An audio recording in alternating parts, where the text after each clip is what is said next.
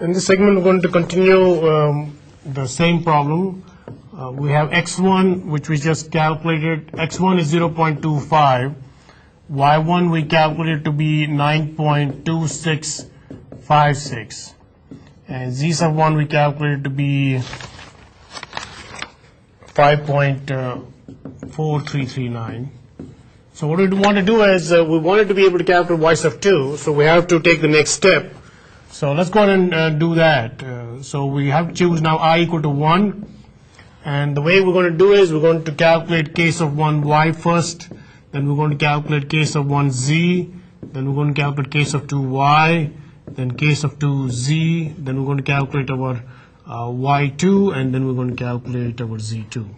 Although we don't need to calculate z2 for this case because y sub 2 is the answer which we are looking for, but for the sake of completion I'm going to go all the way up to the value of z2 to do so. So let's go and see that how we're going to calculate these values. So case of 1y is nothing but the value of the function f sub 1 at x1 comma y sub 1 comma z1. So f sub 1, so what are the arguments of x sub 1? We just calculated 0.25, y sub 1 is 9.2656, and z1 is 5.4339. And since f sub 1 is nothing but the value of z itself, which will be 5.4339. So I don't need to go too far with that. Now in order to calculate case of 1z, the arguments, this is for function f sub 2. But the arguments are the same. Arguments are the same as this one. So which is 0.25, 9.2656, 5.4339. So it's very important to realize that when you calculate case of 1z, the only thing which is going to change for the corresponding value of case of 1z is what function you are using. The arguments stay the same. So f sub 2 is, what is f sub 2? F sub 2 is 11 e to the power minus x, which is 0.25, minus 3 times z, which is 5.4339, minus 5 times y, which is 9.2656, divided by 2. And this value here now turns out to be equal to minus 27.031. So that's what I get for a case of 1z value. So I need to, so as I was showing you here, I just calculated case of 1y, case of 1z. Now I'm going to calculate my case of 2y and case of 2z. The difference between case of 1 and case of 2 is that case of 2 values are calculated at a different argument of x, y, and z at the point ahead. And that's what I need to do. So let's go and calculate case of 2y. Case of 2y is the value of the function f sub 1 at x of I plus h. In this case I is 1, so I need to substitute that. x1 y sub 1 plus k1 yh, z1 plus k1 zh. F sub 1. x1 is 0.25 plus 0.25. Y sub 1 is 9.2656 plus k sub 1y, which is 5.4339 times 0.25, which is the value of h, comma, then this value of z sub 1, which is 5.4339 plus k sub 1z, we just calculated to be minus 27.031 times h, which is 0.25.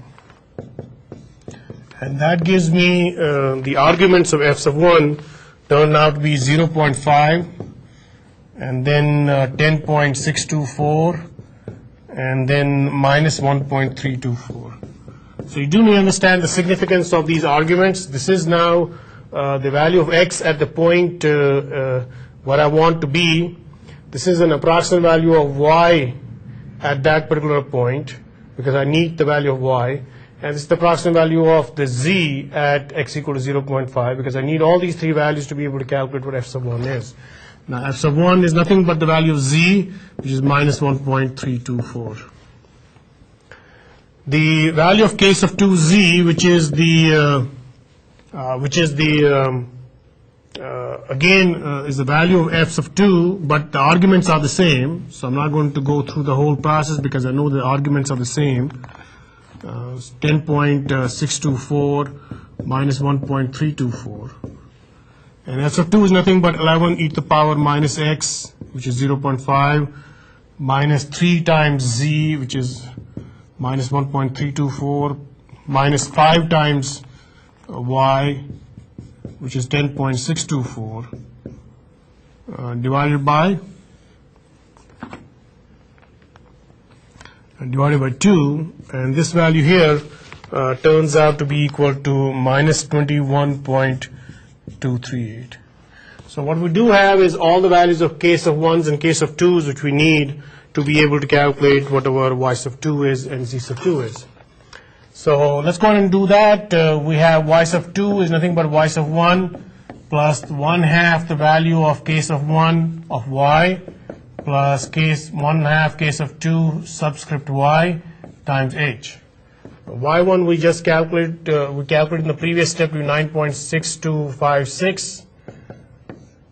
Case of 1y we just calculated to be 5.4339. Case of 2 we just calculated to be minus 1.324 times h, which is 0.25, and this gives me the value of y to be 9.7794, and that's the approximate value of y at x equal to 0.5, and that's the number which we're looking for. So that's our answer. Y of 0.5 is approximately equal to 9.7794, because this is the value of y sub 2, and y sub 2 is nothing but the value of y at x sub 2. X sub 2 is nothing but x1 was 0.25, so x2 becomes 0.25 plus 0.25, I guess 0.5. As I said that, I'm going to show you the calculation for z2 also, although we don't need it because this is what the answer we're looking for. Just for sake of completion, I got z sub 2 is equal to z sub 1 plus 1/2 k 1z plus 1/2 k2z times h. So z1 we just was given to us at the end of the first step, which is 5.4339 plus 1/2 k1 case of 1z, which is minus 27.031, and case of 2z, which is again 1/2 of case of 2z minus 21.238 times h, which is 0.25.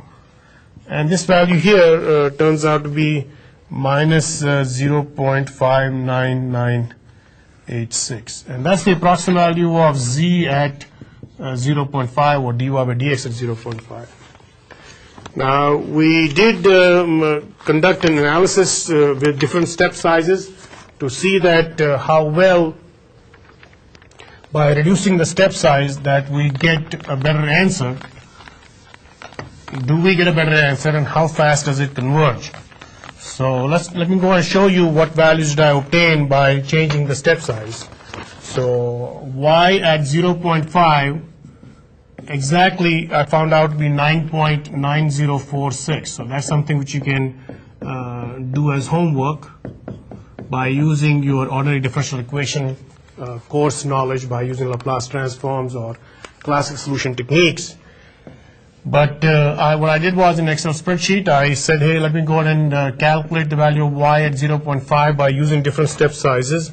So when I use 0.25, which is the current problem which I just showed you, this is the answer which I got. Now when I do have the step size, that means that I have to take 4 steps now. I get 9.8703. So that could be your homework. Now when I do 0.0625, I get 9.8957. And when I do 0.03125, I get 9.9024. And of course the exact value is 9.9046, so you can calculate what the relative true error in that case is. And that's the end of this segment.